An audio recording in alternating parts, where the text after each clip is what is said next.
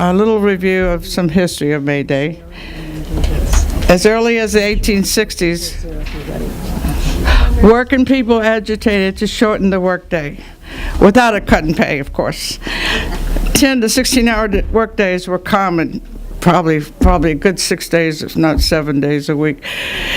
In the late 1880s, organized labor in the U.S. was able to garner enough strength to declare a goal of giving everyone at least no more than an 8-hour workday. Meanwhile, fighting unsafe, horrible working conditions also. At this time, socialism was being introduced to many.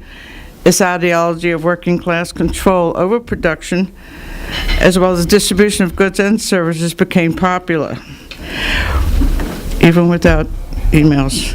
Workers had seen firsthand that capitalism benefited only their bosses. It traded the workers' lives for profit. Thousands of men, women, and children were dying needlessly every year in the workplace, with life expectancy as low as the early 20s in some industries. Socialism offered another option. A variety of socialist organizations sprung up in this period. We don't have time to get too much into that one.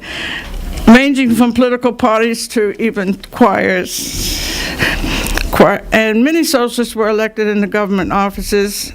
Some saw the political process as only protecting the wealthy, and they didn't want to go there. Thousands of working class people embraced the ideals of the left.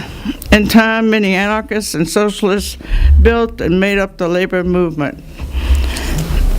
So at its national convention in Chicago, held in 1884, the Federation of Organized Trades and Labor Unions demanded the 8-hour day, that it would be enforced by 5/1/1886.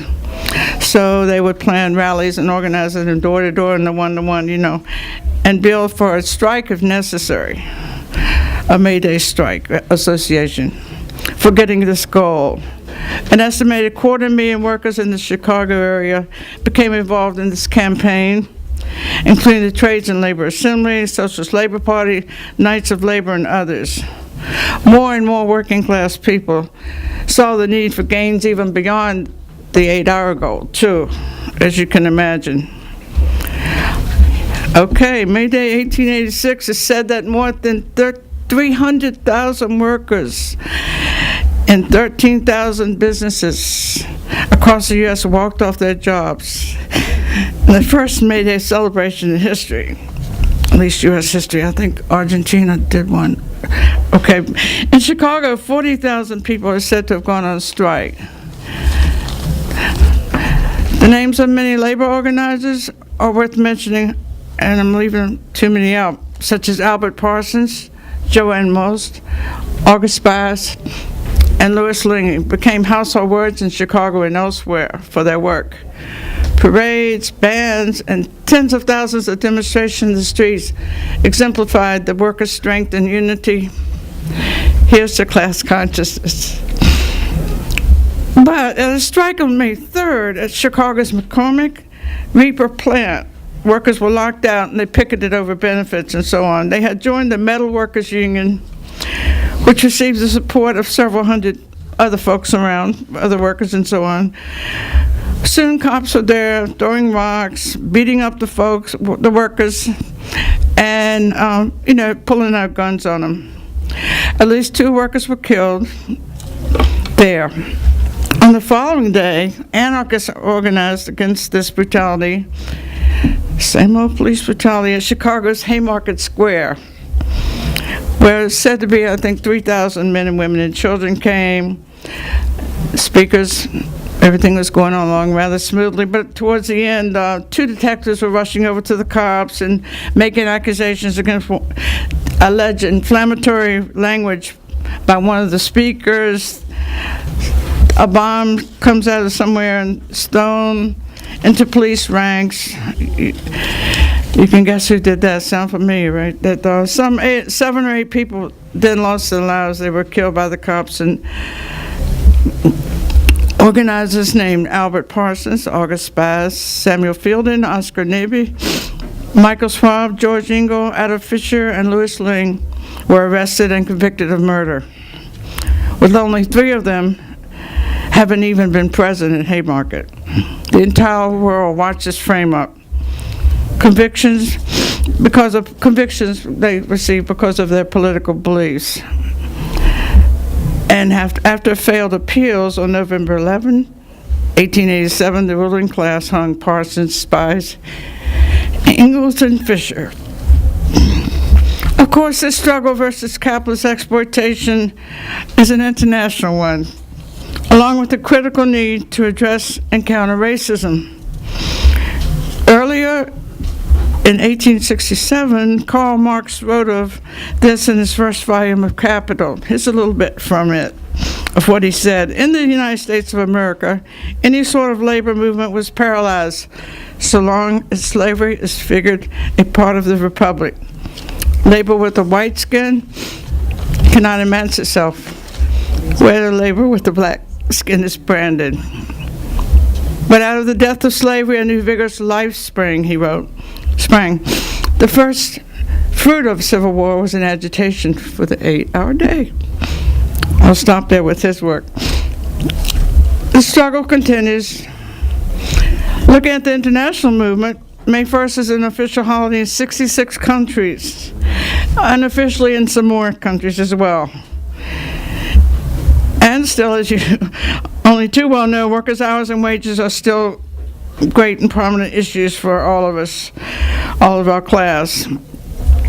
Just earlier this month, of course, you know, April 15th, there were 263 U.S. cities and towns with low-wage strikers, joined by protests in 40 countries, and this is in 5 continents. Thanks to Comrade Sue Davis for writing some of this up in Workers' World paper. She also mentions that nothing like this upsurge of working class protests has been seen in the U.S. since the National May Day demo here in the U.S. in 2006, led by thousands of migrant workers from many nations, led partly by ourselves as well, as we joined to help out with this and help to build a coalition, May Day coalition with the Million Worker March, and many organizations, immigrants and students and other working anti-imperialist forces. Comrade Teresa this year is in charge of this May Day coalition, and we, as you know, have less than a week to prepare, with a lot of work and a lot of other very important struggles going on, needless to say. So if you can, write down Tuesday night to be here, please, for a work session. Carry flyers on you. If you got extra time and trains coming in and out, just pass them out, pass out the flyers, notify people, restaurants, wherever you go, laundromats, etc. Do some outreach if you can, and please help out, stay in touch with the LCC. We'll be telling us more about what is needed to be done if we can. We'll definitely need, the usual help with placards and security and sign up and pick up and get in the truck and da-da-da-da. But especially outreach. No matter the size of this, let's take that spirit of May Day and win some new friends and comrades and give it our best. We're going to gather Friday afternoon, probably as early as 2 or so.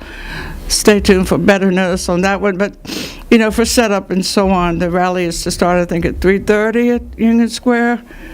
And then by 5:30, we're going to march and go east down 14th. We're going to, target certain areas like we did last year, such as a closed post office and McDonald's. We're going to This year will be different, though. We're going into Lower East Side, Alphabet City. We're going to pay special attention to our friends in the public housing over there. So naturally, such a racist attack on housing, needless to say. Even this week, the Daily News had to come up with a headline regarding wage theft. How you like that one? That's great. That's from us. That's from the left. About wage theft of these new luxury housing. De Blasio's condos are being built by the non-union labor. And so Daily News even exposes how that's coming under attack. And, we knew that in Brooklyn already, but